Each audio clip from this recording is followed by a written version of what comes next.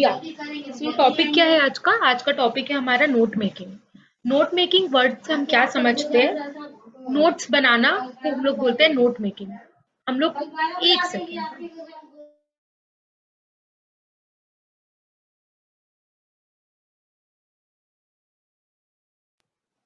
हाँ, so what is note making? Note making is a study skill जहाँ पर हम लोग क्या करते हैं, नोट्स बनाते हैं। कोई भी चीज को नोट डाउन करना, जो भी आप लर्निंग करते हो, साथ साथ में अगर आप उसको नोट डाउन करते हो तो क्या होता है, चीजें आपके लिए इजी हो जाती है याद रखने में और समझने में। बिकॉज जब आपको उसको वापस से गो थ्रू करना होता है तो with the help of those notes आप उसको शॉर्ट टाइम में वापस से उसको रिवाइज कर सकते हैं। So note making is normally जो हम लोग अपने पढ़ाई में नोट नोट बनाते हैं ना, अलग अलग तरीके से। कोई लोग स्टिकी नोट्स पे नोट बनाते हैं, कोई लोग लिख कर कॉपी में नोट्स बनाते हैं, कई लोग बुक्स पर ही स्टिकर्स चिपका के नोट्स बनाते हैं। There are various modes of making notes. So this skill is known as note making. ठीक है, इसका फटाफट एडवांटेजेस समझते हैं। नोट मेकिंग के फायदे क्या होते हैं, क्यों हम लोग नोट मेकिंग करते हैं। सबसे मेन इसका एडवांटेजेस कि आप खुद अगर अपने हाथों से नोट्स बनाते हो ना तो आप उससे सबसे ज्यादा कंफर्टेबल होते हैं। बिकॉज बुक में जो लिखा होता है ना, वो बुकिश लैंग्वेज में लिखा होता है, कई बार हमें समझ में भी नहीं आता है। लेकिन टू मेक इट इजियर, जैसे अभी मैं आपको पढ़ा रही हूँ, मैं आपको ट्रांसलेट कर रही हूँ जो इसमें लिखा हुआ है उसको इजियर लैंग्वेज में, and I am making you understand. अब आपको क्या बोलूंगी मैं कि साथ साथ रनिंग नोट्स लिखते रहना, मतलब आप उसको समझते जाओ और साथ साथ आप क्या करोगे, रनिंग नोट्स लिखते जाओगे अपने ओन लैंग्वेज में, उस लैंग्वेज में जिसमें आप कंफर्टेबल हो, फेमिलियर हो। बीट हिंदी, बीट इंग्लिश, आप जो लैंग्वेज, जो वर्ड्स को इजिली समझ पाते हो, आप उस भाषा में उसको क्या करोगे, छोटा छोटा नोट्स बना के लिख लोगे। कॉपी में लिख सकते हो, बुक में ही आप पेंसिल से लिख सकते हो। तो ये इसका एडवांटेज ये है कि you are comfortable and familiar with those notes which you are making. They are useful records of important points for future use. Future में आपको उसका यूज करना होगा तो आप उसको यूज कर सकते हो। अच्छा, ये क्या मदद करता है? It helps in presenting information in a more organised and planned manner. Because क्या होता है ना, अगर 5-6 पैराग्राफ्स लंबे लंबे लिखे हुए हैं ना, उसको पढ़ना बहुत टीडियस होता है और उससे समझ पाना कई बार थोड़ा प्रॉब्लमेटिक होता है। अगर आपका वही अगर नोट्स बना होगा ब्रीफ में, पॉइंटर्स डाल डाल के 1 2 3 4 करके, तो वो बहुत ईजी टू अंडरस्टैंड होता है और उसको आप गो थ्रू करने में भी आपको थोड़ा इंटरेस्टिंग लगेगा। और स्पेशली जब अगर आपका हैंड रिटन नोट्स होगा तो आपको और ज्यादा आसानी होगी। राइट, तो ये इसके कुछ एडवांटेजेस है कि it makes you comfortable and familiar. दूसरा, it leads to more effectiveness because it presentation wise it is more organized and planned, and it is effective. Why it is effective? Because it is about making sense of the material in a manner that is personal and individual. कोई भी चीज personalised होता है ना, जैसे कि आप खुद से करते हो, वो चीज अपने हाथ से बनाते हो, उसको हम लोग क्या बोलते हैं, personalised. So when something is personalized, you feel more belongingness to that thing. आपको लगता है ये मेरा हाथ का बनाया हुआ है, आपको ज्यादा समझ में आएगा rather than आप किसी और का लिखा हुआ चीज को पढ़ोगे। राइट, नेक्स्ट पॉइंट है strategies for effective note making. मतलब जब हम लोग नोट मेकिंग करते हैं तो क्या क्या चीज का हमको ध्यान रखना है। सबसे पहला पॉइंट बोलता है, read the text at least twice. The first time to get an overview और to identify the main idea, and the second time to draw important notes. कम से कम 2 बार पढ़ो पहले। जो भी चीज का आपको नोट बनाना है उस टॉपिक को कम से कम minimum 2 times first read. Next, जब आप पहली बार पढ़ते हो ताकि आपको मेन आइडिया समझ में आए कि आप क्या पढ़ रहे हो, किस चीज के बारे में है वो। नेक्स्ट, जब सेकेंड टाइम आप रीड करोगे, that time you will draw important points out of that topic. पहले आपको पता चला हाँ ये टॉपिक के बारे में मैं पढ़ रही हूँ। नेक्स्ट टाइम जब आप रीड करोगे सेम कंटेंट को, आप उसमें से कुछ पॉइंट्स को ड्रॉ कर लोगे, मेन पॉइंट्स, कि अच्छा what is the conclusion you derive from by reading that particular paragraph.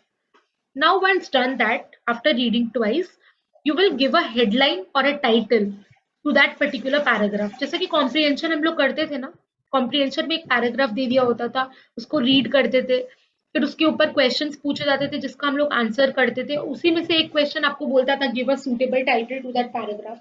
तो similarly यहाँ पर भी जब आप note making करोगे जिस भी चीज का, तो आप उसका headline एक कंक्लूड करोगे after reading that entire paragraph कि it is about which topic, उसका मेन आइडिया क्या है। बेस्ड ऑन दैट आप उसको एक हेडलाइन दोगे। वो हेडलाइन शुड बी शॉर्ट, उसमें जितने भी छोटे छोटे सेंटेंसेस में आप उसको पॉइंटर्स डाल सकते हो डालोगे, because you are making notes. तो वो छोटे होने चाहिए। अगर आप बड़ा बड़ा ही लिखोगे तो फिर नोट्स बनाने का क्या फायदा। सो अवॉइड यूजिंग लॉन्ग सेंटेंसेस, ठीक है। थर्ड पॉइंट बोलता है, look at how the main idea has been presented and developed. Normally, there are 3 or 4 subordinate associated ideas. You can frame subheadings based on these. आपको देखना है कि जो main idea है वो किस तरह से प्रेजेंट हुआ है। नॉर्मली क्या होता है, 3 से 4 सब आइडियाज होते हैं, एक मेन आइडिया होता है और हम लोग उसके फिर सब हेडिंग्स देते हैं। एग्जाम्पल देती हूँ मैं आपको। जैसे मैंने आपको बोला कि tell me name of 10 fruits. अच्छा, फ्रूट्स और वेजिटेबल्स है और फिर उनके नाम है, तो उनके जो नाम है वो हो जाएंगे सब हेडिंग्स और फ्रूट्स क्या हो जाएगा, हेडिंग। एंड एग्जाम्पल्स आप जो दे रहे हो फ्रूट्स के वो क्या होंगे, सब हेडिंग, राइट। तो हेडिंग क्या होता है, जो मेन टॉपिक होता है, सब हेडिंग उसके अंडर में जो आता है। फॉर एग्जाम्पल मैं बोलती हूँ tenses.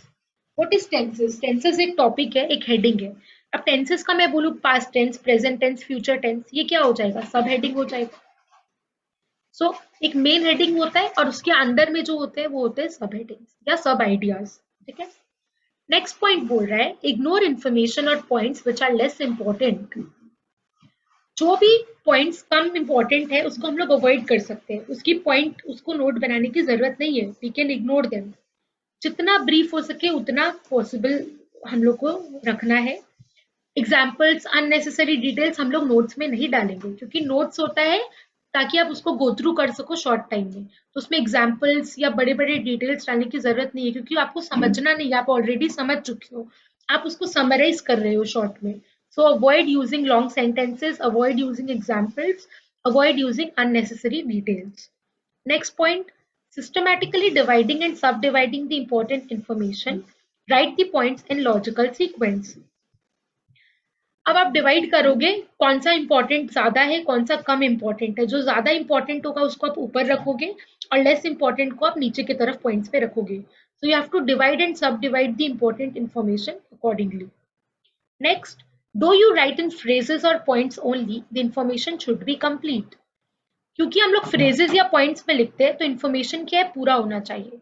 Indent that is suitably space and number the sub headings and सब सब पॉइंट्स। यहाँ पे क्या बोल रहा है, इंडेंट। इंडेंट वर्ड मतलब क्या होता है पता है? जब भी आप कोई चीज लिखते हो ना, पंक्चुएशन, स्पेसिंग, ये सब का बहुत ध्यान रखना होगा, बिकॉज एक स्पेस का मिसिंग होने से वर्ड का मीनिंग चेंज हो जाता है। Once you forget to give space between 2 words, अगर वो एक वर्ड की तरफ पढ़ा जाए तो कई बार उसका मीनिंग दूसरा निकल के आता है। तो सब हेडिंग्स हो, जहाँ पर सब पॉइंटर्स हो, जहाँ पर स्पेसिंग का जरूरत हो, ये सारा चीज को ध्यान रखना है। It should be maintain through out while making notes. Next, leave no space for ambiguity. मतलब confusion. Ambiguity वर्ड का मतलब होता है जो कि क्लियर ना हो, जो चीज कंफ्यूजिंग नेचर का हो। तो आपको कोई भी ऐसा तरीके से नोट नहीं बनाना है जहाँ पे गुंजाइश हो कोई भी शिकायत की, कोई भी कंफ्यूजन होने की कोई भी गुंजाइश ना हो। Make sure when you are making notes it should be very clear. Next, avoid adding your own interpretation. मतलब assumptions नहीं लेना है हमको, अपने मन से कुछ एड ऑन कर दिया, कुछ अपने मन से हटा दिया, ऐसा नहीं करना है। जो आप पढ़े हो उसके बेसिस पर ही नोट्स बनाओगे, based on facts. It should not be based on your interpretation. I hope strategies are clear. Any doubt till here? No, ma'am. Okay, good. Next, note making and note taking. ये सब बहुत less important है आपके exam point of view से, लेकिन ठीक है, हम लोग के सिलेबस में दिया है तो फटाफट पढ़ लेते हैं। जहां इंपॉर्टेंट आएगा मैं आपको बता दूंगी। Often the two terms note taking and note making, दोनों सुनने में तो एक जैसा लग रहा है, तो डिफरेंस क्या होगा मैम? नोट टेकिंग का मतलब होता है कि आप टेकिंग डाउन समथिंग, राइट, जो कि आप सुन चुके हो, या मान लो आप कुछ रीड कर रहे हो, कुछ इंफॉर्मेशन प्रोसेस कर रहे हो and you are taking down note of that, that is note taking. Information generally हम लोग क्या करते हैं, कई बार कॉपी करते हैं कहीं ओरिजिनल जगह से, सोर्स से, और उसको एक दूसरे तरीके से प्रेजेंट करते हैं, उसको रीराइट करते हैं, फॉन्ट चेंज कर दिया, कुछ साइज चेंज करके हम लोग उसी चीज को कॉपी करते हैं दूसरे सोर्स में। नोट टेकिंग में क्या होता है, नोट्स जो हम लोग लेते हैं ना वो ऑफन अनसिलेक्टिव होता है, trying to cover as much of the information as possible without highlighting the main points और इशू। यहाँ पर हम लोग क्या करते हैं, मेन पॉइंट्स या इशू को हाईलाइट नहीं करते। लेकिन नोट मेकिंग में क्या होता है, ये ज्यादा फोकस्ड और एक्टिव एक्टिविटी है. How? Because it helps you in understanding of new material if the notes are organized in your own way and in your own words. देखो डिफरेंस समझो पहले. नोट टेकिंग मतलब क्या हो रहा है, जैसे डिटेशन पता है ना, सामने वाला डिक्टेट कर रहा है and you keep on writing, जो भी वो बोल रहा है लिखते जा रहे हो लिखते जा रहे हो. जैसे कि जो पीए होता है, पर्सनल असिस्टेंट का काम क्या होता है कि उसका जो बॉस है वो उसको बोलेगा कि come to my cabin and just note down whatever I am saying. वो उसको इंस्ट्रक्शन दे रहा है और वो उसको ब्लाइंडली नोट डाउन कर रहा है जो वो बोल रहा है as it is. That is note taking. But when I say note making, that means you are involving your brain. कुछ आप पढ़ रहे हो, उससे आप क्या रिकॉल कर रहे हो and in your own words you are writing that to make it easier and simpler. That is note making. Difference समझ में आ रहा है? When you are writing in your own way or in your own words in an organized manner, that is note making. लेकिन जब आप copy कर रहे हो एज इट इज सेम तरीके से किसी भी चीज को पढ़कर या सुनकर, दैट इज नोट टेकिंग. ठीक है, ये था difference between note making and note taking. Next है स्टाइल्स ऑफ नोट मेकिंग. कितने तरीके से हम लोग नोट मेकिंग कर सकते हैं. Basically there are two types, linear note making and non linear note making. आज तक आपके एग्जाम में नॉन लीनियर नहीं पूछा गया है, लेकिन लीनियर थोड़ा इंपॉर्टेंट है, जो ज्यादा पूछा जाता है. ठीक है, हम लोग पढ़ेंगे दोनों. Okay, so though basically there are two styles of note making, one is linear note making and another is non linear note making. Okay, पहला बात करते हैं हम लोग linear note making की. लीनियर नोट मेकिंग सबसे सिंपलेस्ट और most common style होता है नोट मेकिंग का, जो लोग इस्तेमाल करते हैं. It is very popular. Basically यहाँ पर क्या होता है, हम लोग पेज पर लिखते हैं नोट्स को, एक लाइन के बाद दूसरा लाइन. लीनियर का मतलब क्या होता है, something which is in line, right. So one line after the other एक स्ट्रक्चर्ड मैनर में. जैसे कि अभी आप देख सकते हो स्क्रीन पर एक स्ट्रक्चर्ड मैनर में ये पैराग्राफ लिखा हुआ है ma'am about. Yes, for example जैसे हम लोग प्रोजेक्ट का कंटेंट बनाते हैं. Correct, right. सो बेसिकली एकदम इन लाइन होता है आपका. ऐसा नहीं कि आपने पहले यहाँ पे चालू किया दूसरे में आप दूसरे तरीके से चालू करें. It's not like that. So when things are just one after the other in line in a structured manner, that is linear note making. यहाँ पर हेडिंग्स होते हैं, मेन आइडिया होता है, कंसेप्ट होता है, सब हेडिंग पॉइंट्स, एग्जैक्टली जो आप बोल रहे हो ना आप लोग के प्रोजेक्ट में होता है. That is the appropriate example. ठीक है. लीनियर नोट्स में क्या होता है, कीवर्ड्स का इस्तेमाल होता है, अंडरलाइनिंग करते हैं हम लोग. प्रेजेंटेशन को अच्छा करने के लिए we use abbreviation sometimes, proper spacing we give. Format is very important है. Okay, so this is linear note making. यहाँ पे देखो एग्जाम्पल का टिप्स भी दिया हुआ है, नोट मेकिंग टिप्स. जैसे कि ऊपर हम लोग पढ़ के आए थे, याद होगा तो, कि रीड ट्वाइस. पहला स्ट्रैटेजी क्या था नोट मेकिंग का, that always read the content twice. सबसे पहले वाला टाइम जब रीड करते हैं तो हम लोग को मेन आइडिया मिलता है, और second time when we read we get a important, we jot down important points और आइडेंटिफाई इंपॉर्टेंट पॉइंट्स. नेक्स्ट क्या था, प्लानिंग. ये रिपीट है, आप लोग जो ऊपर पढ़कर आए ना वही है. नेक्स्ट है non linear note making. Non linear note making में क्या होता है ना, डिस्टिंक्टिव पैटर्न्स. माइंड मैप पता है क्या आपको, सुने हो word mind map? Mind map word सुना है क्या? नहीं तो यस ना. मैम. Okay, great. बेसिकली हम अपने माइंड में जब विजुअलाइज करते हैं ना थिंग्स को, कि इसका प्रोज एंड कॉन्स क्या होगा, ऐसा होगा तो क्या होगा, ऐसा नहीं हुआ तो क्या होगा, in the mind you are creating your map. ठीक है. एक जैसे कि यहाँ पर आप देख सकते हो एक मैप की तरह बनाया हुआ है. हेल्थ है, एक एप्पल है जहाँ पर हेल्थ लिखा हुआ है, और उसके देखो बहुत सारे ब्रांचेस निकले हुए ट्री के. जैसे ट्री के वेरियस ब्रांचेस होते हैं ना, यहाँ पर हम लोग ट्राई करते हैं समझने का क्या बोल रहे हैं. देखो आप देखोगे एक ब्रांच लेफ्ट में जो जा रहे हैं, मैं एरो से दिखाती हूँ, स्लीप लिखा हुआ है यहाँ पर. मतलब for a healthy lifestyle or for maintaining a good health, what is required? Sleep, right? Just a second. Yeah, so I was saying कि for a healthy lifestyle or for a good health, what we need? We need appropriate sleep. That is 33% of our life. हमारे life का 33% of our life we spend on sleep. And good sleep is very important, right, for a healthy lifestyle. Why? Because अगर हम लोग का appropriate sleep नहीं होता है तो what can happen, insomnia. Insomnia पता है क्या क्या होता है? What is insomnia? Sleeping illness ना. जब नींद यस नहीं मैम, आने किसी स्लीपिंग. को, किसी को नींद नहीं आने की जो बीमारी होती है ना, उसी को हम लोग इंसोम्निया बोलते हैं, ठीक है। सो देखो यहाँ पर बता रहे हैं कि एक एप्रोप्रिएट स्लीप इतना होना चाहिए, अगर नहीं होता है तो क्या होगा, इंसोम्निया हो सकती है। इंसोम्निया के कॉन्सिक्वेंसेस क्या होंगे, फिर देखो आपको दिख रहा है ना, कॉन्सिक्वेंसेस यहाँ पे लिखा हुआ है। मतलब what if a person is suffering from insomnia, then उसको स्ट्रेस होगा, देन उसको कंसंट्रेशन में प्रॉब्लम होगी, hard to concentrate, and I'm not able to read this. What it is? Mistakes. Mistakes ma'am. Okay. He will be making mistakes in whatever he is doing. Because उसका mind conscious हो जाएगा, consciousness हो जाता है। अगर आपको proper नींद नहीं होती है ना, तो स्ट्रेस होता है, कोई भी चीज में कॉन्सेंट्रेशन नहीं लगता, और कॉन्सेंट्रेशन नहीं लगेगा तो गलतियां ऑब्वियस सी बातें होगी, आप कुछ भी करोगे उसमें गलतियां होगी, ठीक है। अब स्ट्रेस, स्ट्रेस के बारे में देखो, यहाँ पे राइट साइड में आप देखोगे स्ट्रेस किस वजह से होती है इंसान को। स्ट्रेस का बहुत सारा कारण होता है, एग्जाम्स, आप रिलेट कर पाओगे, एग्जाम्स का स्ट्रेस होता है, हाँ मैम 1 महीने बाद एग्जाम्स है उसका स्ट्रेस है। जो लोग जॉब में है उन लोग को वर्क का स्ट्रेस है, जो लोग रिलेशनशिप है उनको रिलेशनशिप का स्ट्रेस है, राइट। उसके इफेक्ट्स क्या होते हैं, अगर कोई स्ट्रेस ले लिया तो वो क्या, या तो वो रोएगा, राइट, या तो फिर इंसोम्निया उसको, ऑब्वियसली इंसोम्निया रिलेटेड है, नींद नहीं आना भी तो स्ट्रेस की वजह से ही है। तो हर एक चीज देखो इंटर रिलेटेड है कैसे, तो आपका माइंड मैप वही चीज बता रहा है कि how things are related and what you can do to cure them. अब देखो, अब आपको सोल्यूशन बता रहे, कॉजेस तो बता दिया, उसके बगल में आप देखोगे सोल्यूशन दिया गया है कि how to overcome that. Solution में you can see yoga, exercise, meditation, right? So what you can do to avoid these stress, you can exercise regularly, you can do yoga, you can meditate. These all are effects, these all are the solutions given. और एकदम नीचे में आप देखोगे help, मतलब अगर आप खुद से अपनी मदद नहीं कर पा रहे हो, then you will look outside for help. Who you can contact for help, you can contact a doctor, you can contact a dietitian, you can contact a nutritionist, क्योंकि diet also plays a very important role for good maintaining good health, right.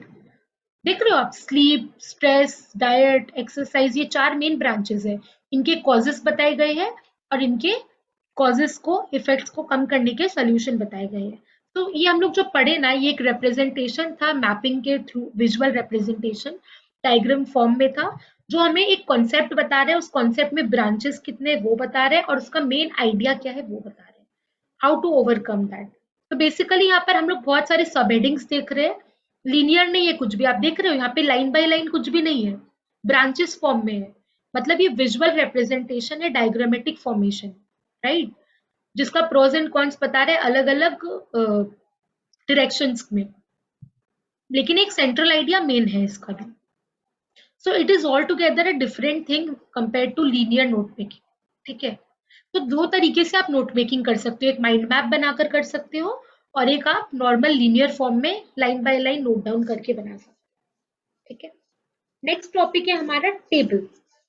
What is table, आपको पता होगा, हम लोग table बचपन से school में बनाते जा रहे हैं, कोई भी कंपैरिजन डिफरेंस बन, एग्जाम्स में आप लोग को बोलता है ना, give 2 differences between this and this, so what you do, generally you prefer a table formatting, right. हम लोग एक table table draw format, yes. करते हैं और हम लोग लेफ्ट हैंड साइड और राइट हैंड साइड में दोनों टॉपिक्स को लेके उनके पॉइंटर्स में डाल के डिफरेंशिएट करते हैं। So this is all what a table is. Table is basically used to make comparison, right. यहाँ पे for example linear note making और नॉन लीनियर नोट मेकिंग जो हम लोग अभी जस्ट पढ़े हैं, उसका एक डिफरेंस लिख सकते हैं। What are the differences given, revise हो जाएगा। पहला में बोला है इट इज कनेक्शंस जो होता है बिटवीन आइडियाज आर क्लियर, लेकिन नॉन लीनियर में आप देख सकते हो आइडियाज थोड़े कम क्लियर है बट क्वाइट कम, बिकॉज अलग अलग कॉन्सिक्वेंसेज है, बहुत सारा डायरेक्शंस में जा रहे हैं, उतना क्लैरिटी नहीं है जितना लीनियर में था, मोर।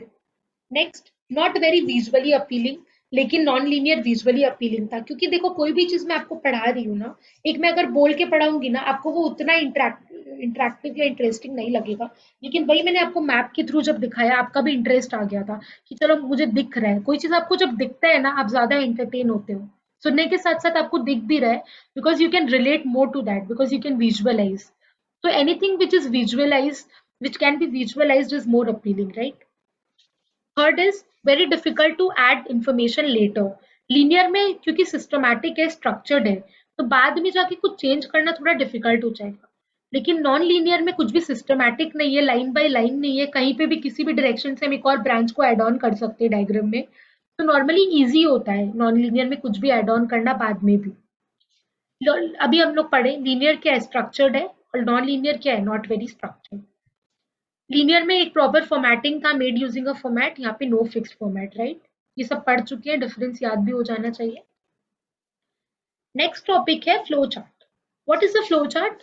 Flow chart is a useful form of notes. Flow chart कभी देखा है क्या? इस तरह का होता है। Yes ma'am, yes ma'am. Flow chart क्यों बोलते हैं पता है इसको? बिकॉज आप देख सकते हो यहाँ पे there are around 7 boxes, right. 7 boxes को आप देखो, हर एक में एक एक एरो देके ना एक डायरेक्शन बता रहे कि which direction it is flowing, मतलब स्टेप्स भी है ना अगर, तो डायरेक्शन ऑफ फ्लो से हमें पता चल रहा है कि यहाँ से यहाँ जा रहे हैं, यहाँ जा रहे हैं, यहाँ जा रहे हैं, एंड बैक टू यहाँ पर आ रहे हैं। तो it's a flow chart, why? Because एक डायग्राम है जो हमें एक डायरेक्शन फ्लो, इंफॉर्मेशन किस डायरेक्शन में फ्लो कर रहा है वो बताते हैं। तो basically it is again a form of notes. Notes बनाने के बहुत सारे तरीके होते हैं, तो flow chart is one of those. ये कब बेस्ट होता है, कब हम लोग को फ्लो चार्ट बनाना चाहिए? जब कोई भी प्रोसेस या चेंज का जरूरत होता है ना, तब हम लोग बेसिकली फ्लो चार्ट बनाते हैं, जहाँ पे स्टेप्स इन्वॉल्व होते हैं। मान लो 7-8 स्टेप्स है, and I give them numbering 1 step 2 step 3 step 4। तो with the help of arrows हमको समझ में आ रहा है कि ये स्टेप 1 है, ये स्टेप 2 है, क्योंकि एरो इस डायरेक्शन में फ्लो कर रहा है। अगर ये एरो इस डायरेक्शन में फ्लो करता है तो हम लोग नंबरिंग अकॉर्डिंगली देते हैं, राइट। बिकॉज देखो यहाँ लिखा है in boxes connected by, sorry, flowchart usually has steps shown in boxes connected by arrow which give one idea about the sequence or event of the process. एक sequencing किया गया arrow की मदद से, जहां हमें पता चल रहा है कि या the information is flowing from here to here. Next है T diagram, sorry tree diagram. Why it is named as tree diagram? Because it is looking like a tree, just like a tree has various branches. यहाँ पर आप देख सकते हो एक heading है bank career hierarchy. मानो ये बैंक करियर हायरार्की एक ट्री का नाम है, ठीक है। अब इस ट्री के मान लो 4 ब्रांचेस है, junior management, middle management, senior management और टॉप मैनेजमेंट। अब उस ब्रांचेस में से क्या निकल कर आएंगे? फ्रूट्स। अब ये फ्रूट्स के नाम है, clerk, officer, manager, senior manager, chief manager, assistant general manager and so on. So treat this as a tree. Bank career hierarchy क्या हो गया पता है आपको? हेडिंग हो गया। Junior management, middle management, senior, ये सब क्या हो गया? सब हेडिंग हो गया। तो हेडिंग क्या होता है? Main idea. सब हेडिंग होता है उसके अंडर के ब्रांचेस, और उसके अंडर होता है जो सब हेडिंग बोलते हैं उसको। 2 बार हम लोग यूज करते हैं, सब heading. Clear? Next, mechanics of linear note making. अब बहुत इजी चीज है, ठीक है, इसमें कुछ लर्निंग का नहीं है, सुनते जाओ खाली।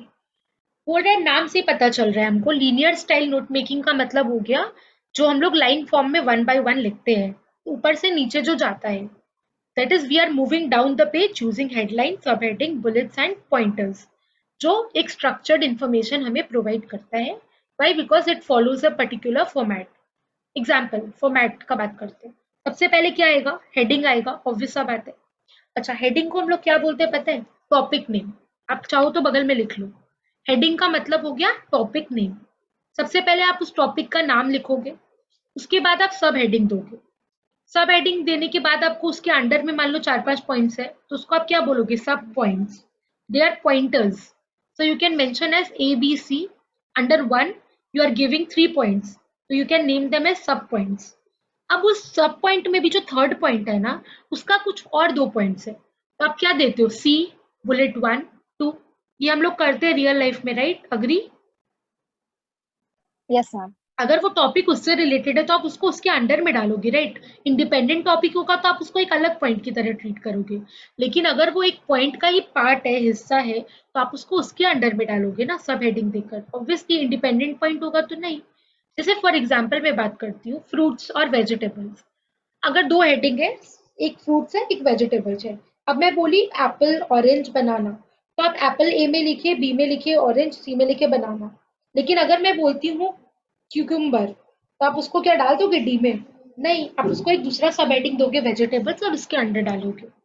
सो that's what I meant to say, कि based on the nature you will have to identify कि वो सब हेडिंग है, कि हेडिंग है, कि वो सब पॉइंट है। Next is abbreviation. एब्रीविएशन पता ही होगा आपको, शॉर्ट फॉर्म्स को बोलते हैं हम लोग एब्रीविएशन।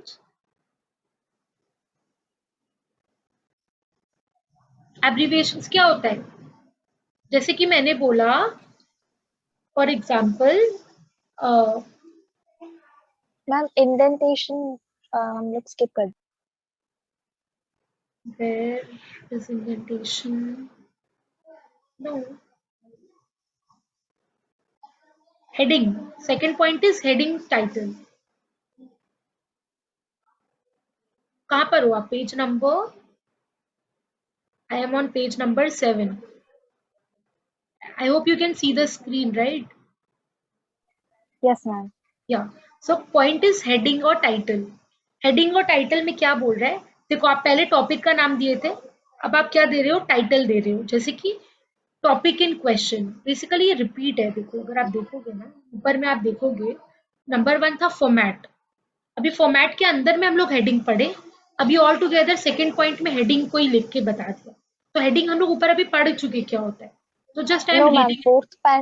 फोर्थ पॉइंट में ना इंडेंटेशन करके कुछ है, वो हाँ शायद वहां स्किप तक कर मैं रही गई नहीं अभी तक, तो हम लोग पढ़ेंगे ना, अभी मैं ऊपर हूँ। ठीक है, we will go through that as well. अभी हम लोग हेडिंग और टाइटल पढ़ लेते हैं पहले। This basically refers to the topic in question. A suitable heading or title makes it easy to connect with the topic or subject of discussion for which notes have been made. You can choose a title for the notes by identifying the main idea or theme of the given passage or text. Keep the title as short as possible. Avoid using long sentences. Titles for notes have to be direct and to the point. They usually will answer the question, what is the article text report about? यहाँ पर क्या बोल रहा है, समझ में आ गया क्या, और I yes need ma'am. To explain? Okay, देखो फिर होता है हमारा हेडिंग के नीचे आता है सब हेडिंग। सब हेडिंग मतलब क्या हो गया, एक सब ऑर्डिनेट। सब ऑर्डिनेट मतलब जो सुपीरियर के नीचे होता है, जैसे हेडिंग के नीचे होता है सब हेडिंग। मेन टॉपिक का एक पार्ट, एक हिस्सा को हम लोग बोलते हैं सब ऑर्डिनेट या सब हेडिंग। यानी कि हेडिंग सब सेक्शन होता है आर्टिकल, रिपोर्ट या इवेंट का। सब हेडिंग में क्या होगा, सब पॉइंट्स होंगे और उसके अंडर होंगे सब सब पॉइंट्स। एग्जाम्पल देखते हैं हम लोग तो और क्लियर होगा।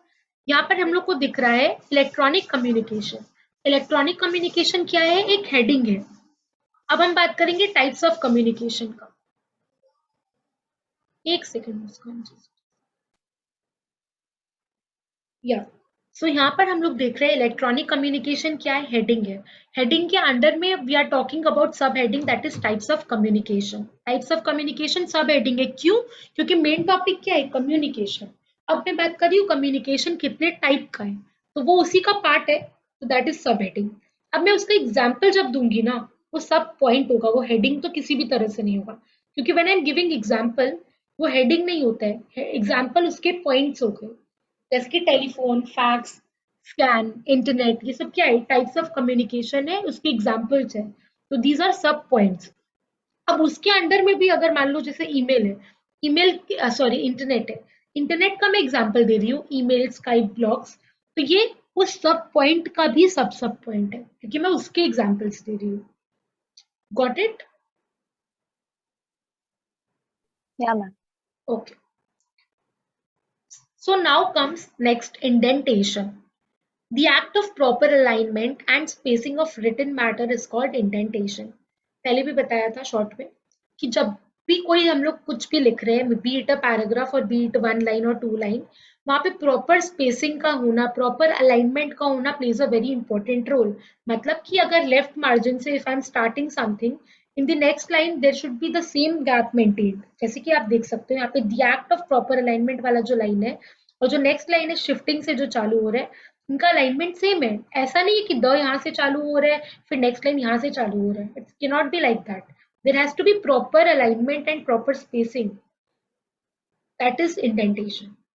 यानी कि मार्जिन जो है ना वो क्लियरली इंडिकेट करे कि, जैसे देखो अब आप देखोगे आपको ये जो 5 लाइन्स है ना, एक पैराग्राफ पूरा एक ही इंडेंटेशन में था, लेकिन इसके ग्लैंस के बाद जाकर आपने क्या किया, एंटर दबाया, एक लाइन का स्पेस दिया, then you started these days.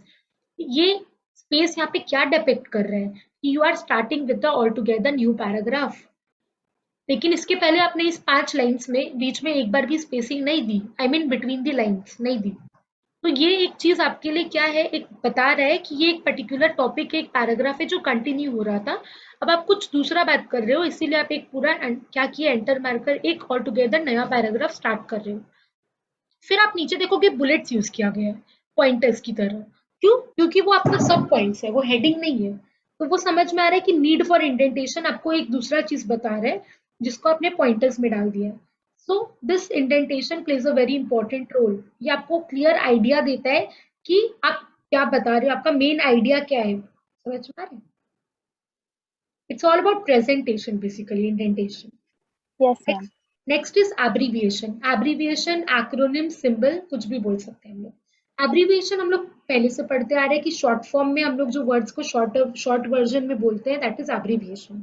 ऐसा इसका न्यूमरस एग्जांपल्स हो सकता है, कुछ हम लोग पढ़ते हैं जैसे कि इंफॉर्मेशन। आप देखोगे इंफॉर्मेशन वर्ड को बहुत जगह इन्फो लिखा जाता है, जबकि हम लोग को पता है कि इन्फो का मतलब इंफॉर्मेशन ही होता है, because we are familiar with this word from a very long time, right. उसी तरह मैक्सिमम, मिनिमम। मैक्सिमम को हम लोग MAX लिखते हैं, मिनिमम को हम लोग MIN लिखते हैं, स्टैटिस्टिक्स को हम लोग स्टैट लिखते हैं, कॉर्पोरेशन को कॉर्प लिखते हैं। तो these are nothing but a way to shorten a word by using few letters of the word. हम लोग उस वर्ड में से कुछ लेटर्स को एक्सट्रैक्ट कर लेते हैं। Sometimes we extract initial letters of the word and last का लेटर को ले लेते हैं। कई बार आप देखोगे कि वर्ड, अगर मान लो एक वर्ड है 10 लेटर्स का, उसमें से आप 3 लेटर्स ले लोगे, पहला स्टार्टिंग का, और एंड वाला लास्ट लेटर भी आप ले लोगे, and it will form a abbreviation. Example दूं, इंटरनेशनल। इंटरनेशनल का can you tell me the abbreviation? Try करो। What is the abbreviation of international? Any guesses?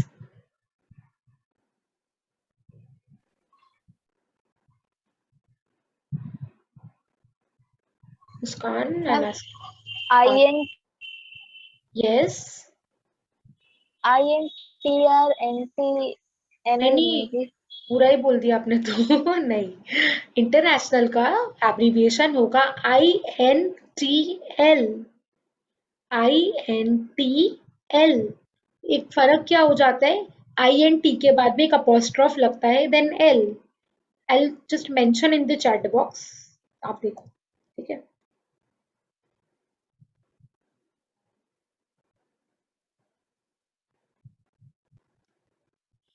मिला? This is the short form of the word international. क्या difference है इसमें? क्या किया देखो मैंने, इंटरनेशनल का INT पहला 3 लेटर्स ले लिया मैंने और लास्ट वाला लेटर L ले लिया, and it became one of the abbreviations. लेकिन नॉट नेसेसरी कि यही ट्रिक यूज होता है, बिकॉज आप इंफॉर्मेशन वर्ड देखोगे वहां पे लास्ट का लेटर N है, मैंने N नहीं लिया, मैंने सिर्फ फर्स्ट 4 इनिशियल लेटर्स लिए, इन्फो। तो इट डिपेंड्स, इसका कोई हार्ड एंड फास्ट रूल नहीं होता है, जस्ट एग्जाम्पल था कि शॉर्ट फॉर्म्स हम लोग किस तरह से बनाते हैं, ठीक है। बहुत सारे है, ठीक है, आपको रीडिंग कैटेगरी है ये, इसमें कुछ भी समझने का नहीं है। समझने का जो है वो मैं पढ़ा दे रही हूँ कि what is abbreviation. Okay, use the beginning of words with the final letter. देखो टाइप्स बता रहे हैं कि किस किस तरीके से एब्रिविएशन हो सकते हैं। सबसे पहला पार्ट क्या था, use the beginning of words, जो कि हम लोग एग्जाम्पल अभी तक जितना भी पढ़े, आप क्या देख रहे थे यहाँ पर, सबका हम लोग बिगिनिंग लेटर्स यूज करके बनाए, ये जो 5 Yes वर्ड्स है। ma'am. तो Beginning ये एक टाइप हो गया, करेक्ट। दूसरा टाइप क्या हो सकता है, using the beginning of words with the final letter, जो कि मैंने एग्जांपल दिया था। ओके, यहाँ दिया हुआ भी इंटरनेशनल। ओके, गॉट इट, कि फर्स्ट फ्यू लेटर्स तो लिया, साथ साथ लास्ट का फाइनल लेटर को भी लिया, है ना। तो ये एग्जांपल हो, जैसे और एग्जांपल इसका हो सकता है गवर्नमेंट। गवर्नमेंट को हम लोग GOVT लिखते हैं। अच्छा, 2 तरीका होता है इसमें भी, ठीक है। एक GOVT लिखते हो और एक GOV अपोस्ट्रोफ T लिखते हो, दोनों करेक्ट है। जैसे कि इंटरनेशनल में मैंने बताया ना आपको, I follow this, but you can also right INTL, ठीक है, it depends on you. Production, production का शॉर्ट फॉर्म क्या होता है, PRODN या फिर अपोस्ट्रोफ N। तो ये एग्जाम्पल्स हो गए जहां पर we are using the beginning of words with the final letter. Third category क्या है? ओमिट वॉवेल्स, माने उस वर्ड में से जितने भी वॉवेल्स है ना उसको हटा दो। What is vowel? Can you tell me फटाफट,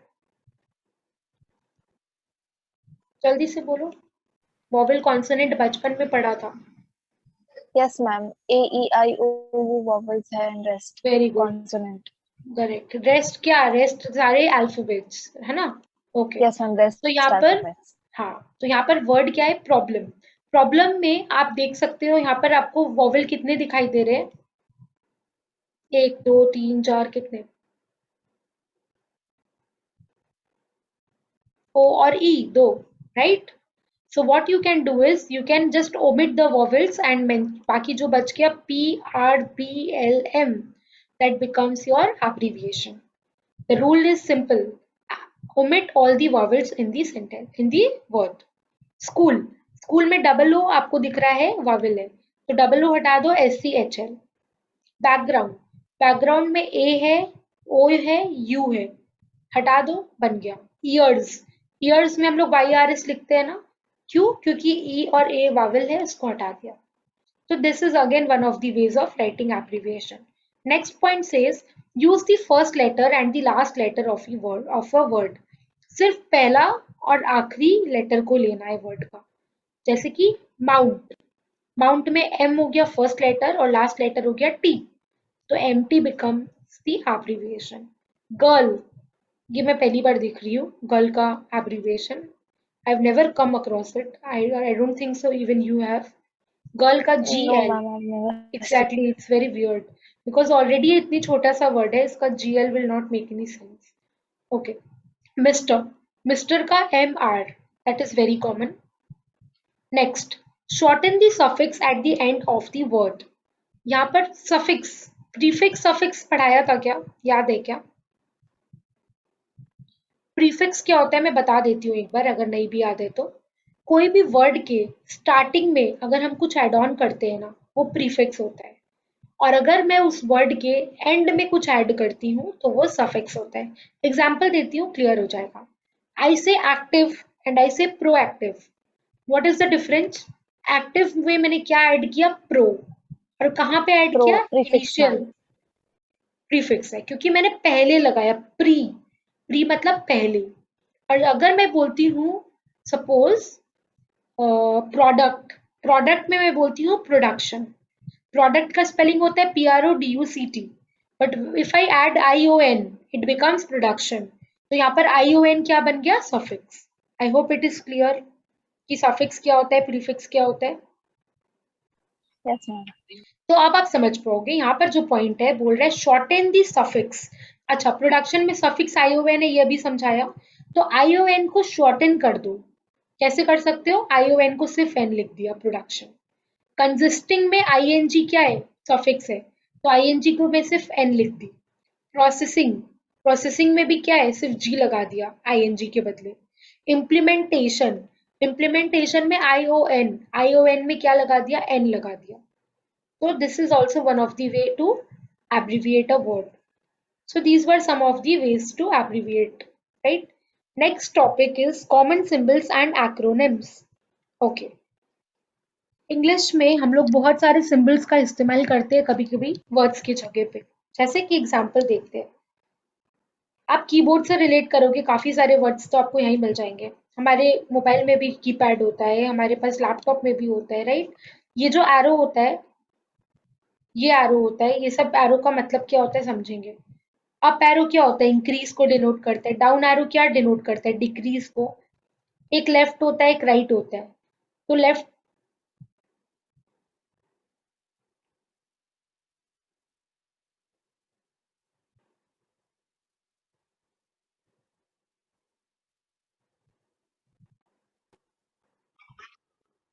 या, so this arrow going to the right, it means it leads to, and left arrow denotes caused by. That is, you can give an example to understand. It leads to, इसका symbol होता है and, और ये left वाला caused by को हम लोग percentage पे डिनोट करते हैं। अप वाला मतलब इंक्रीज, ये हो गया डिक्रीज। अच्छा so sorry, I have mix the two. Symbol का मीनिंग समझ रहे हैं हम लोग, राइट?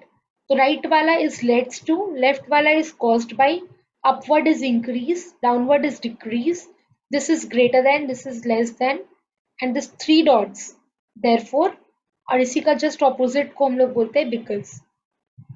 ये वाला एंड का सिंबल होता है, ये परसेंटेज, ये money, basically dollar, at the rate, apostrophe, इसको हम लोग मिनट्स के लिए भी यूज करते हैं, फीट या मिनट्स को मेजर करने के लिए, सेकंड्स में डबल हो जाता है।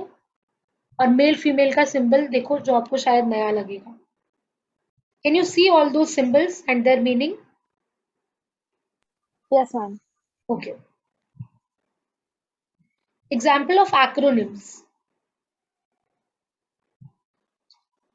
एब्रिविएशन होता है, वैसे ही एक्रोनिम होता है। एक्रोनिम क्या हो गया? जैसे कि फर्स्ट इन फर्स्ट आउट को हम लोग फीफो बुलाते हैं, रिटर्न ऑन इक्विटी को ROE, cash on delivery COD, वही चीज है। चीफ अकाउंटिंग ऑफिसर सीएओ, ये सिर्फ पता है रीडिंग और लर्निंग कैटेगरी का चीज, इसमें समझाने का कुछ नहीं है। You can just give it a read out, ठीक है, घर पे पढ़ लेना। इसको मैं क्या पढ़ाऊँ? ये पढ़ते हैं, suggested tips while using abbreviation, acronym and symbols.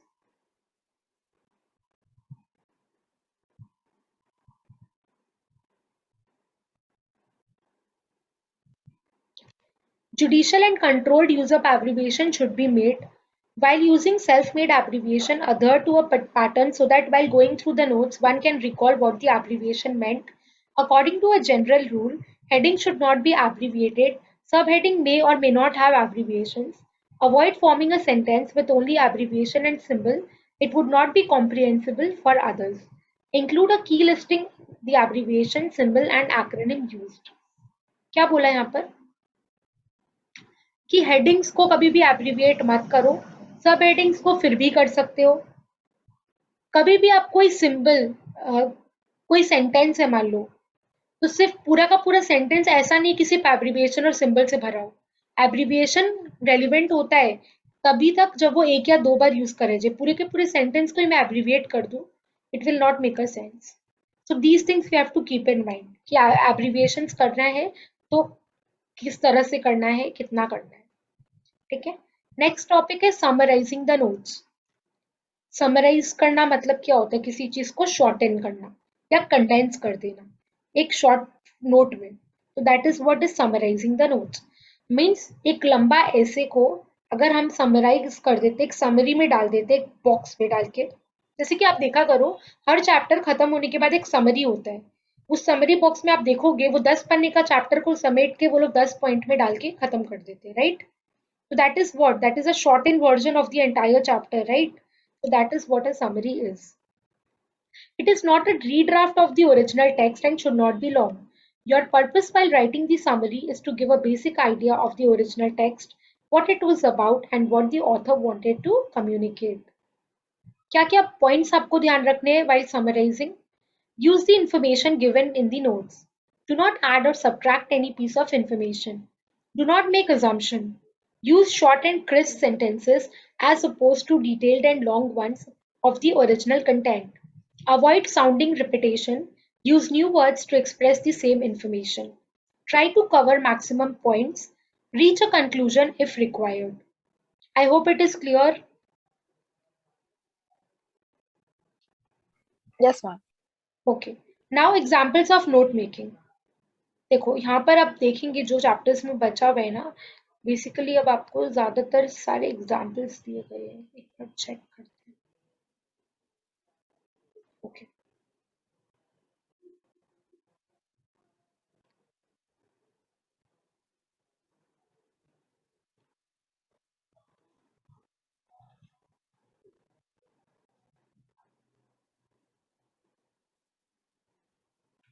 या मैम अगर समरी दे देगा तो उसमें से क्वेश्चन किस टाइप का आएगा इसमें? वो भी हम लोग देखेंगे। आपका तो एमसीक्यू है ना, आपको आइडेंटिफाई करना होगा। एब्रिविएशन पूछ सकता है, सिंबल पूछ लेगा, सिंबल का मीनिंग पूछ सकता है। लीनियर वाला जो पढ़े थे ना हम लोग, वो इम्पोर्टेंट था आपका एक तो, कि what are the types of note making, advantages of note making, ये सब के ऊपर पूछेगा एमसीक्यूज। बहुत सारा कुछ है पूछने को। एक्चुअली ये चैप्टर बहुत छोटा सा और बहुत इजी है, ये बेसिक नहीं, 3 से 4 मार्क्स के लिए आपका है, ज्यादा नहीं है इसमें, कंटेंट ही नहीं है ज्यादा। डोंट वरी, हम लोग एमसीक्यूज करेंगे ना, विल गेट टू नो। अच्छा, ये पैसेज को पढ़ते हैं, ठीक है, और इससे हम लोग को बनाना है सूटेबल नोट्स। छोटा सा ही है। Most twins are fraternal, which means they developed from two separate eggs which were fertilized at the same time. Such twins are no more similar in physical characteristics than are any other brothers or sisters. About one third of twins are identical, which means they developed from a single fertilized egg and usually share a common placenta. Unlike fraternal twins, this genetic makeup is identical, so they have very similar physical characteristics and are always the same sex. ये पढ़कर हमको इतना तो समझ में आया कि हम लोग ट्विन्स के बारे में बात कर रहे हैं, राइट? एक सेंट्रल आइडिया मैं आपको पूछूं कि क्या पढ़े हम लोग, तो हम लोग ट्विन्स के बर्थ के बारे में पढ़े कि how do twins develop, right? उनके बर्थ के बारे में पता चला कि how do they look like और हाउ डू दे डेवलप, उनका ओरिजिनलिटी के बारे में पता चला। तो यहाँ पर क्या बता रहा है कि ट्विन्स लोग जनरली फ्रेटर्नल होते हैं, माने दो अलग अलग एग से वो लोग डेवलप होते हैं, जिसको जो एक ही टाइम पर फर्टिलाइज हुआ था, इसीलिए एक साथ प्रोडक्शन होता है इनका, एक साथ होता है इन पेयर। और ये लोग फिजिकल कैरेक्टरिस्टिक में सिमिलर नहीं होते, क्यों? क्योंकि सेपरेट एग से निकल कर आए। लेकिन जो टोटल नंबर ऑफ ट्विन्स होता है दुनिया में, उसका 1/3 ट्विन्स आइडेंटिकल होते हैं, तभी तो उनको नाम भी ट्विन्स देते हैं। देखा करो, ट्विन्स जो बच्चे होते हैं दे लुक सिमिलर, राइट? इसका मतलब ये होता है बेसिकली, साइंटिफिकली अगर हम लोग समझे, कि वो लोग एक ही एग से निकले हुए थे, fertilised from a single egg, इसीलिए उनका कॉमन प्लेसेंटा होने की वजह से उनके फीचर्स कैरेक्टरिस्टिक सिमिलर होते हैं। लेकिन अगर फ्रेटर्नल ट्विन्स की बात करें तो वो लोग आइडेंटिकल नहीं होते, ठीक है? नेक्स्ट, अब हम लोग नीचे देखेंगे क्या लिखा है। देखो, जो हम लोग पढ़े ना उसी को नोट फॉर्म में कैसे बनाएंगे, ऊपर में देखो पैराग्राफ दिया हुआ था। अब हम लोग नोट्स में हम लोग अभी पढ़े थे नोट मेकिंग का स्ट्रैटेजी में, एक हेडिंग देते हैं, टॉपिक देते हैं। तो देखो, इन्होंने टॉपिक का नाम दिया ट्विन्स। अब इसने क्या किया, हेडिंग दिया। पहला हेडिंग का नाम दिया फ्रेटर्नल ट्विन्स, दूसरे हेडिंग का नाम दिया आइडेंटिकल ट्विन्स, राइट? यही दो पढ़े अपन। फ्रेटर्नल ट्विन्स में अपने पढ़े उनके फीचर्स के बारे में, और आइडेंटिकल का अपने कुछ फीचर्स पढ़े। तो इसको क्या किया इन्होंने, फ्रैटर्नल ट्विन्स में 3 पॉइंटर्स डाल दिया, आइडेंटिकल ट्विन्स में 3 पॉइंटर्स डाल दिया, जो जो पढ़े अपन। क्या था फ्रेटर्नल ट्विन्स के बारे में? Developed from 2 separate eggs, fertilization of eggs happen at the same time, not similar in physical characteristic। और आइडेंटिकल में अपने क्या पढ़े थे? Develop from one egg, share common placenta, similar in physical characteristics. तो नोट मेकिंग क्या होता है समझ में अब आ रहा है कि पहले तो एक टॉपिक का नाम होता है, फिर हेडिंग्स होता है, सब हेडिंग्स होता है, सब पॉइंट्स होते हैं। क्लियर है? Yes ma'am. अब इसमें देखो की दिया है, की मतलब क्या है, यहाँ पर बता रहे हैं कि हम लोग किस किस का एब्रिविएशन कर सकते हैं। डेवलप, डेवलप का होता है ये, फर्टिलाइजेशन का ये, फिजिकल का ये, कैरेक्टरिस्टिक्स का ये। नेक्स्ट, नेक्स्ट में क्या है? अच्छा, ये सेकंड एग्जांपल है, सारा करने का सेंस नहीं बनता है, मैं आपको बोलूंगी आप घर पे पढ़ना, ठीक है, as your homework. In case of any doubt do reach out. Type 2 पढ़ते हैं, ठीक है, डिफरेंट टाइप का है क्योंकि। Read the following notes and summarize them using few words as possible। देखो इंस्ट्रक्शन दे दिया ऊपर में, नोट दिया गया है हम लोग को, इस बार पैराग्राफ नहीं देके नोट दिया गया है। उस नोट को पढ़ के हमको समराइज करना है उसको into few words. Okay, functioning of the ear पहला पॉइंट है, जिसके अंडर में we can see there are 4 sub points. क्या है? Sound travels as waves,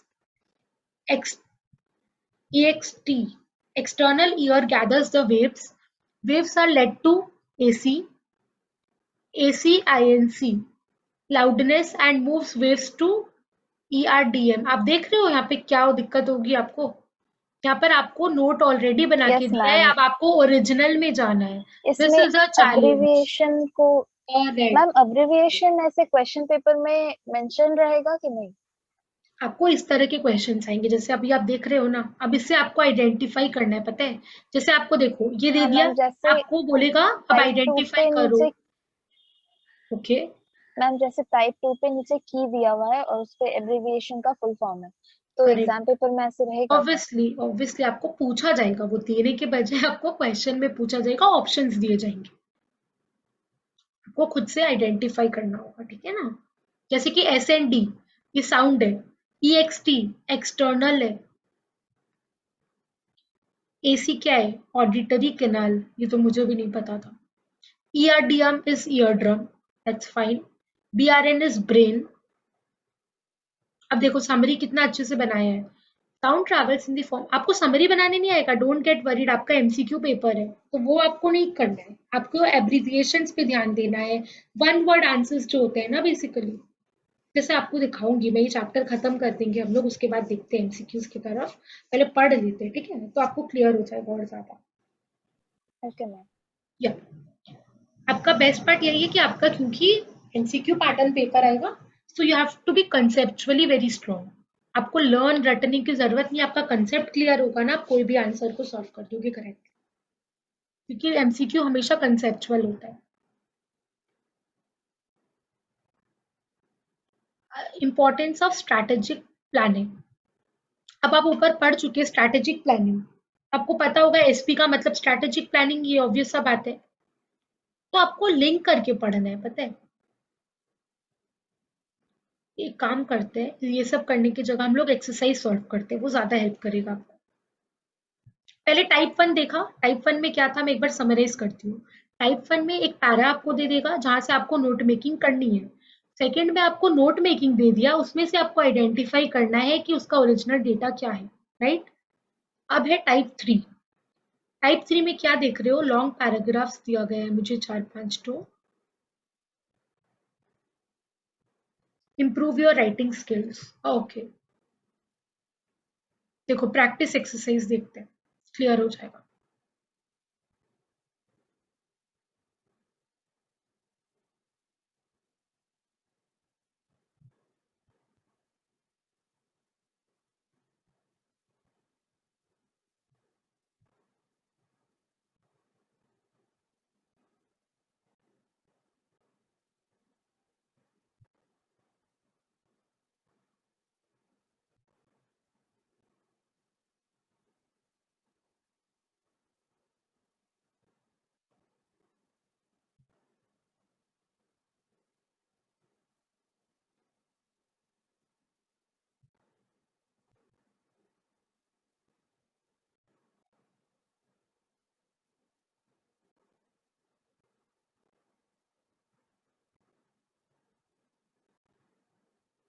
okay,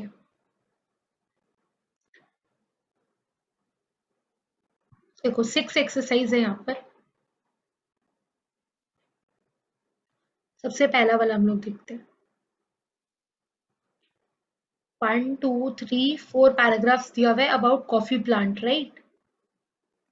यहाँ पे क्या बोला instruction, read the following passages carefully and make notes on it using headlines, subheadings, etc.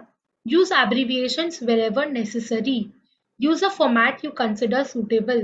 Supply an appropriate title to it. Also write a summary. But I don't think आपका exam में ऐसा आएगा। Let me just confirm, ठीक है, एक minute दो मुझे, मैं अभी वेबसाइट खोल के रखी हूँ इंस्टीट्यूट का, भी हम लोग देख लेते हैं क्वेश्चन पेपर पे जाके। रिसेंट क्वेश्चन पेपर ही अगर हम लोग बात करें हमारे जुलाई एग्जाम्स की, दिख रहा है आपको क्वेश्चन पेपर स्क्रीन पर? Yes ma'am. ओके।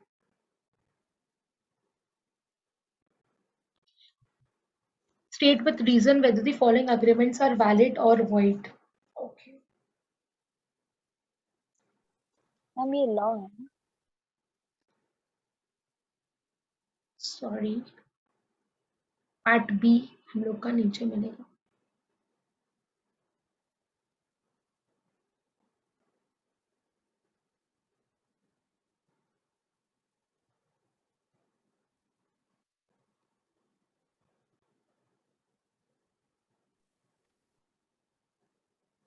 या 7A, यहाँ पर क्या दिख रहा है, एक पैराग्राफ है, पैराग्राफ।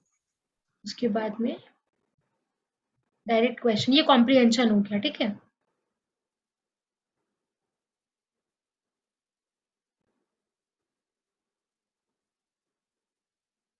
ये कॉम्प्रिहेंशन है पूरा का पूरा। अच्छा, आपके तो पूरा राइटिंग पेपर है, एमसीक्यू तो है ही नहीं ये, तो प्रॉपर पेपर है, लिखने वाले है ना। 5 मार्क्स का भी क्वेश्चन है यहाँ पर सब कुछ ही, तो तब तो आपको इसी तरह आएगा जैसा कि वहां हम लोग एक्सरसाइज देखे थे ना अभी, यस मैम। एग्जैक्टली आपको वैसे पढ़ना है। I got confuse with CSEET, CSEET का पेपर पूरा एमसीक्यू है ना, इसीलिए मैं, देखो आप देख सकते हो ना यहाँ पर, देखो ये वाला, ये आपका ये पेपर मतलब जो हम लोग अभी टॉपिक पढ़ रहे हैं उसका क्वेश्चन है। Read the passage, make notes using headings, sub headings and abbreviations wherever necessary, 3 marks. मतलब आपको 3 मार्क्स क्या चीज के मिलेंगे, उसमें आपको हेडिंग आइडेंटिफाई करना है, सब हेडिंग हेडिंग, आइडेंटिफाई सब करना हेडिंग है एंड और एक एब्रिविएशन। एब्रिविएशंस का। और जहां जहां मतलब ऐसा नहीं कि एक एब्रिविएशन, अगर 10 एब्रिविएशन है तो आपको 10 के 10 आइडेंटिफाई करने होंगे, नहीं तो आपको वो 3 में से आधे मार्क्स, 1 मार्क्स कट जाएंगे। देख रहे हो मार्क्स कितना कम दिया गया है। Right summary by giving a yes ma'am. Suitable title for 2 marks. Okay, so this is how, जहाँ जैसा एक्सरसाइज दिया गया है ना, in the same pattern you will be asked the question as well. ठीक है, हम लोग प्रैक्टिस करते हैं, ठीक है, क्लियर हो जाएगा। आपको एब्रिविएशन समझ में आ गया, सिंबल समझ में आ गया ना, ये आपको प्रैक्टिस के साथ और ज्यादा इसमें आप वो हो जाओगे, प्रो हो जाओगे। पहला वाला देखते हैं।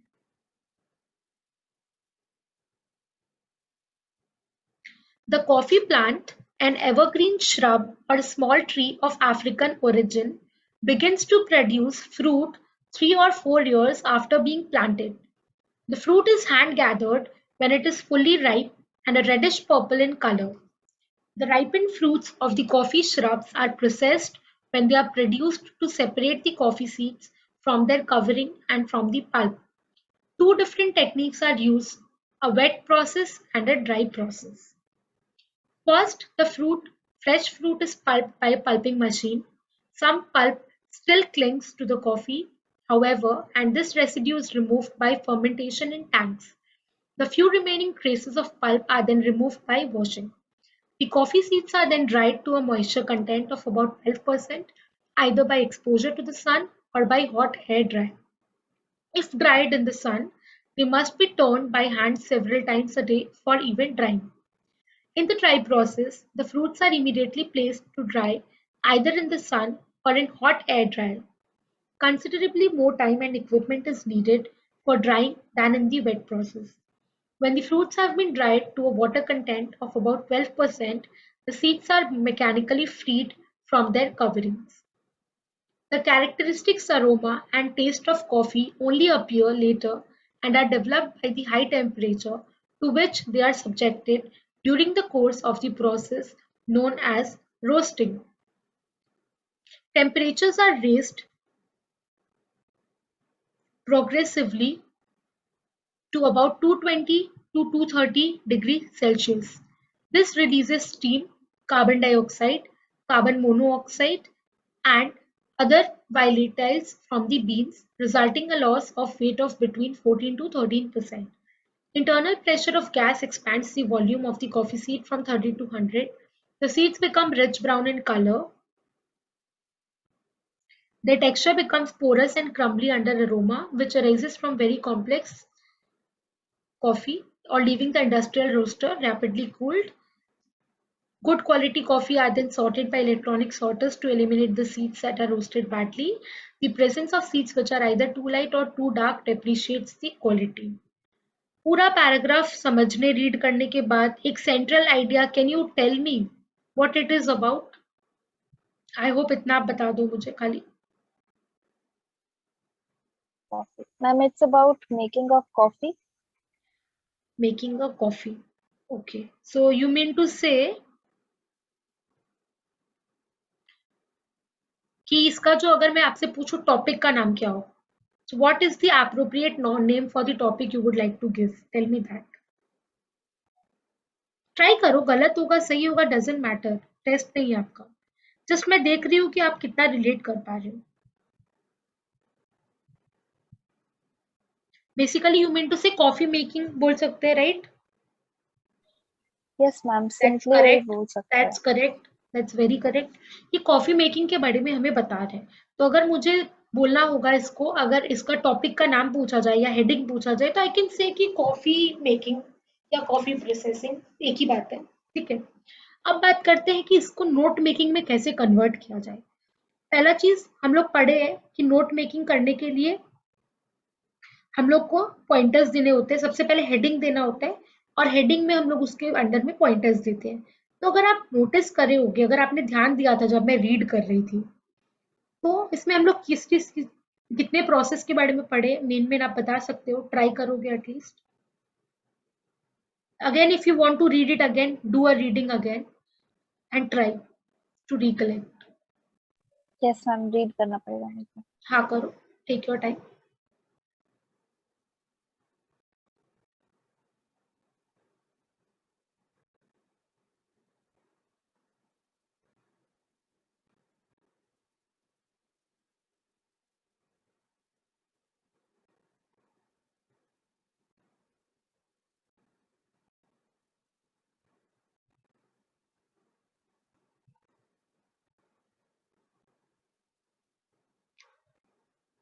और जहां जहां बीच में आपको एब्रिविएशंस लग रहा है ना, आप कर पाओगे, मुझे वो वर्ड्स भी बताते चलो।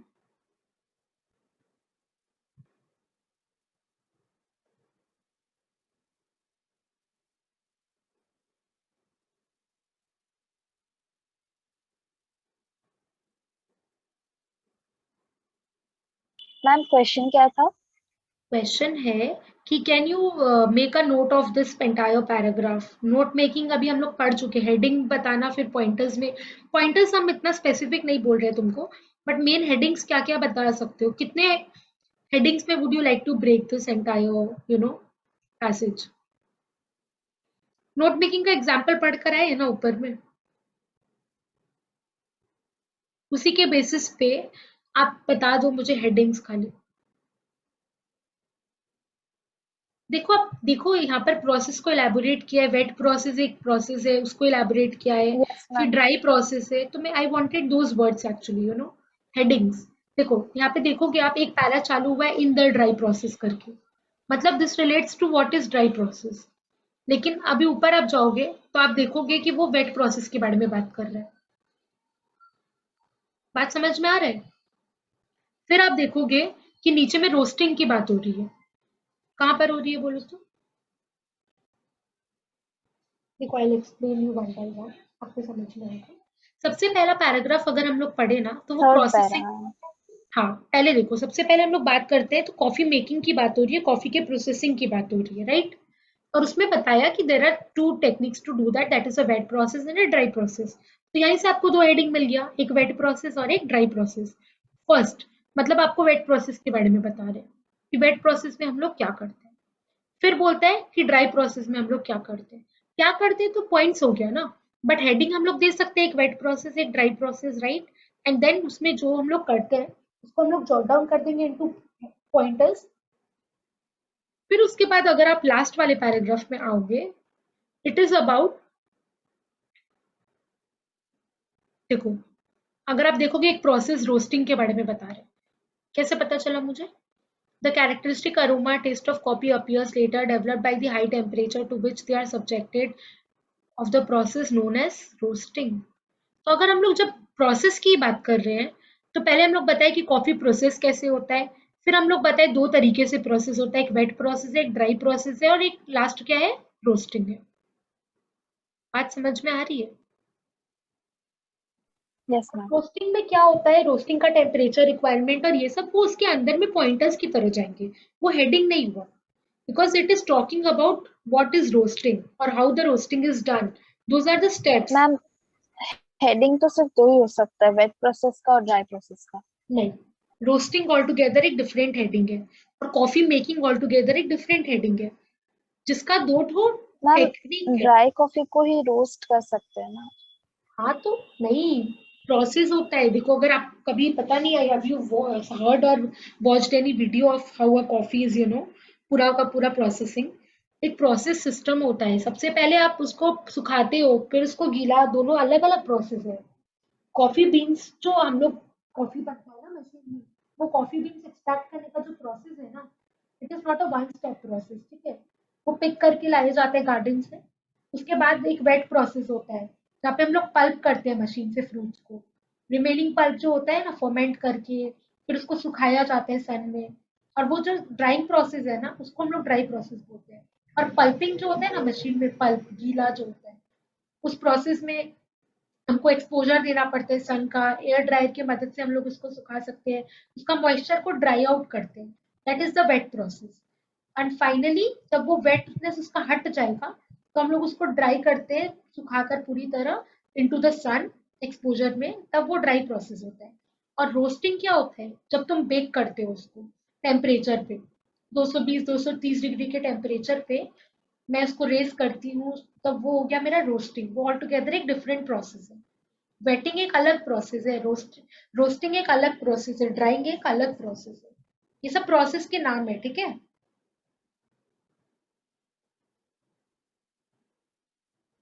Is it clear? एक्चुअली क्या हुआ ना, इसको मैंने रीड किया फटाफट, तो आपको इतना रिकॉल नहीं हुआ। इसको आप धीरे से 2 बार अपने हिसाब से अपने स्पीड पे रीड करो, आपको समझ में आएगा। और क्या करो ना, याद होगा अगर नोट मेकिंग का हम लोग स्टेप्स पढ़े थे, क्या लिखा था? रीड एटलीस्ट ट्वाइस, लिखा था ना पहला पॉइंट। यानी कम से यस कम मैम। 2 बार पढ़ना है, कम से कम 2 बार। और कम से कम दो का पर मतलब ये मैम नहीं है इतना कि 2 ही लेंदी बार पढ़ना है। समरी शायद नहीं आएगा एग्जाम में ये ना। समरी नहीं है, ये मैंने नोट मेकिंग बताया, अभी समरी बाकी है। नोट मेकिंग करोगे आप, उसके बाद एब्रीविएशंस मैंने पूछा था आपको कि पिक आउट द वर्ड्स जिसको आप एब्रीविएट कर सकते हो।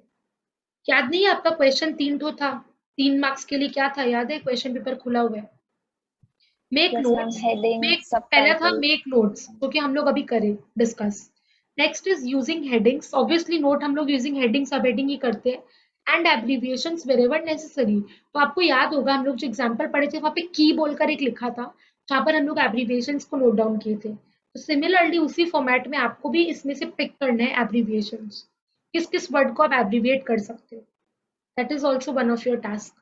मुझे पहला ही लाइन में एक वर्ड दिख रहा है, can you guess that word? In the very first line of this paragraph passage, there is a word जो हम लोग ऊपर पढ़ भी चुके कितनी बार। Ma'am small. स्मॉल। स्मॉल का क्या एब्रीविएशन होगा? Evergreen ma'am, evergreen. नहीं, प्रोड्यूस। हम लोग ऊपर पढ़कर भी आए हैं। प्रोडक्शन का क्या था? PRODN। तो प्रोड्यूस का क्या होगा? PROD। याद है क्या प्रोडक्शन? प्रोडक्शन तो पढ़े थे ना ऊपर। एवरग्रीन नहीं हो सकता। एवरग्रीन का क्या शॉर्ट फॉर्म करोगे बोलो? एवरग्रीन का abbreviation I haven't come across. ऐसे तो फिर आप हर वर्ड का कर सकते हो, लेकिन एवरग्रीन का I haven't seen that. Ma'am यही क्वेश्चन था कि कैसे स्पेसिफाई कर सकते हैं कि इसका ड्यूरेशन है। दैट्स व्हाट इसका एक ही तरीका है, you have to read and read. जैसे कॉम्प्रिहेंशन, ऐसे राइटिंग, लेटर राइटिंग, ये आपको कोई भी इंसान ना कुछ शरबत नहीं कि घोल के पिला देगा जो आप सीख जाओगे 2 दिन में। ये एक स्किल है, एक आर्ट है, जो आपको सिर्फ प्रैक्टिस के साथ आएगा। ट्रस्ट मी, मैं या कोई भी टीचर आपको कितना भी पढ़ा दे ना, कितने घंटे भी पढ़ा दे, ये आपका तब तक डेवलप नहीं होगा जब तक आप इस चीज को प्रैक्टिस ना करो। क्योंकि ये वन डे का अफेयर नहीं है कि एक दिन में आज टॉपिक पढ़ा आप इसमें प्रो हो गए, नहीं। ये बाकी यस चैप्टर्स मैम, की तरह प्रैक्टिस। नहीं है। मैं समझ रही हूँ आपके क्वेश्चन को। ये टेंस नहीं है या फिर ग्रामर नहीं है कि जिसका रूल्स बता दिया आपने सॉल्व कर लिया।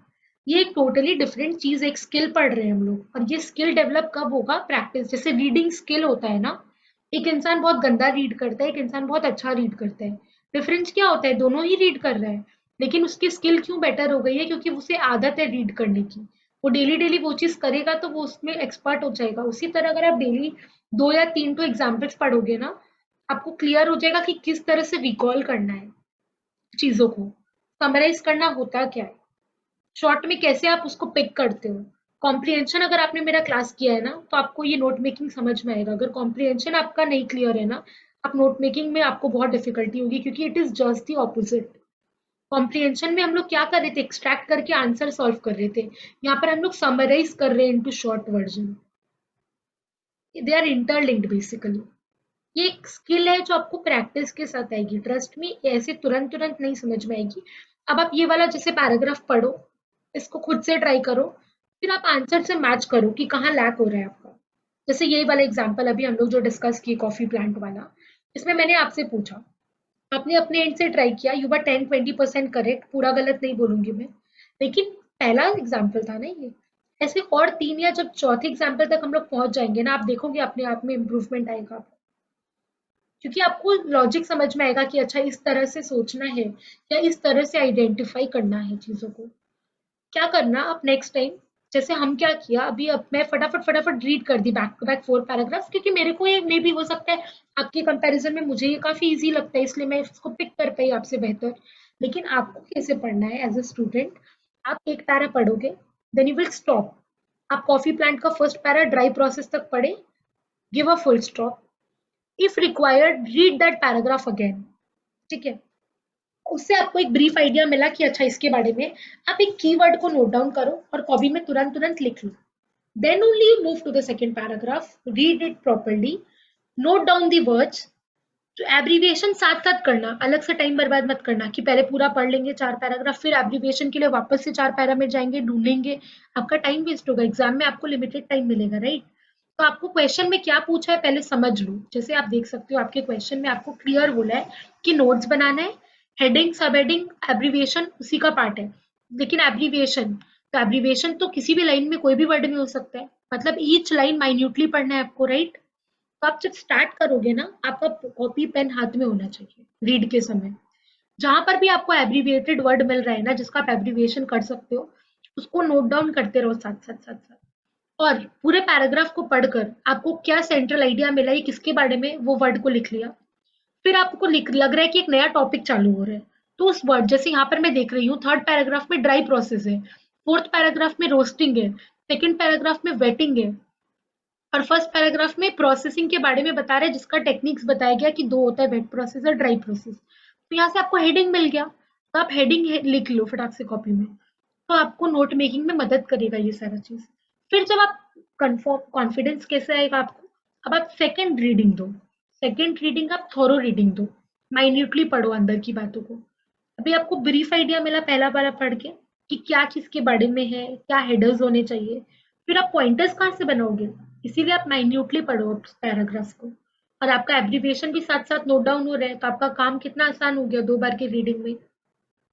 फिर लास्ट में जब आप पॉइंटर्स वगैरह सब कुछ कर लिए, तो आप सोचो अब इसको शॉर्ट में किसी को समझाना है, आप जो पढ़े हो आप कैसे समझाओगे, वही तो समरी है। आप आपका जो सिलेबस है, चाहे वो लॉ का हो कोई भी सब्जेक्ट का हो, आपने नोटिस किया होगा स्कूल टाइम में भी कि हर चैप्टर के एंड में एक समरी लिखा रहता है क्या, ज्यादातर में देखा होगा रहता है ना।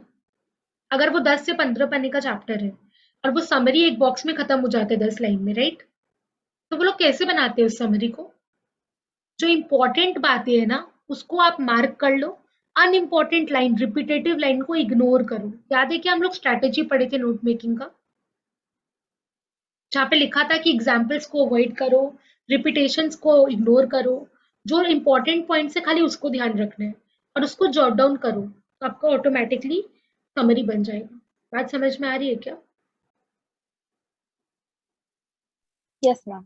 तो हेल्प हो जाएगा, घबराने की चीज नहीं है। अभी पहला एग्जाम्पल हम लोग किए तो इट इज क्वाइट ऑब्वियस, आपको थोड़ा अजीब लगेगा कि ये कैसे होगा, नहीं कर पाऊंगी, बट 3-4 एग्जाम्पल्स आप पढ़ो खुद से, आपको खुद समझ में आएगा कि अच्छा इस तरह से सोचना है, इस तरह से होगा। ठीक है, फिर भी अगर if you face any difficulty I am there, you can contact me. Class के अलग से भी आप बोलोगे ना मुझे मैम 10 मिनट अलग से दे के बता दीजिए, I am there, no issues.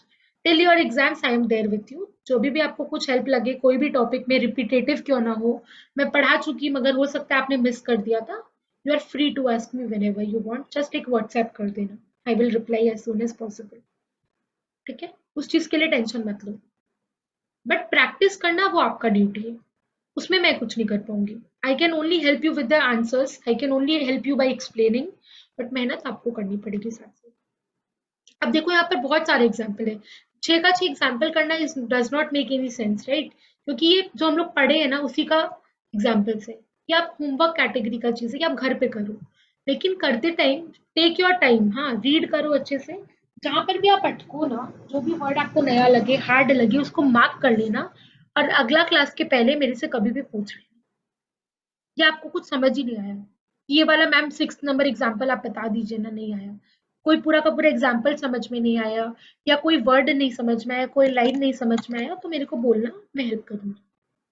ठीक है, ये 6 एग्जाम्पल्स यस जो है मैम। ना आपका होमवर्क है। 6 में से एक तो हम लोग कॉफी वाला कर चुके हैं मोर और लेस, बाकी जो 5 है ना 2 3 4 5 and 6, please do it as a homework. आपका रिविजन भी हो जाएगा इस चैप्टर का, और आपको समझ में भी आ जाएगा कि कैसे आपको ड्राफ्टिंग करनी है। और क्या किया करो ना, आपके पास इंटरनेट है, आपके पास मोबाइल फोन है, right? Start solving papers for previous years का। यहाँ पर आप देख सकते हो इंस्टीट्यूट के वेबसाइट में ना क्वेश्चंस भी देते हैं, आंसर्स भी देते हैं वो लोग, राइट?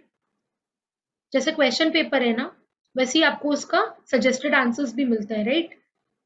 मॉक टेस्ट पेपर्स मिलते हैं, उसके आंसर्स मिल जाएंगे एटलीस्ट। Yes ma'am. तो वो सॉल्व करो, आरटीपी सॉल्व करो, आपको आइडिया मिलेगा कि कैसे आंसर्स को फ्रेम करना है। वो भी हम लोग करेंगे once we are completed with our syllabus ना, मैं आपको वो भी करवाऊंगी। लेकिन अभी सिलेबस करना ज्यादा जरूर। आपका एग्जाम कितने तारीख को है भाई? तो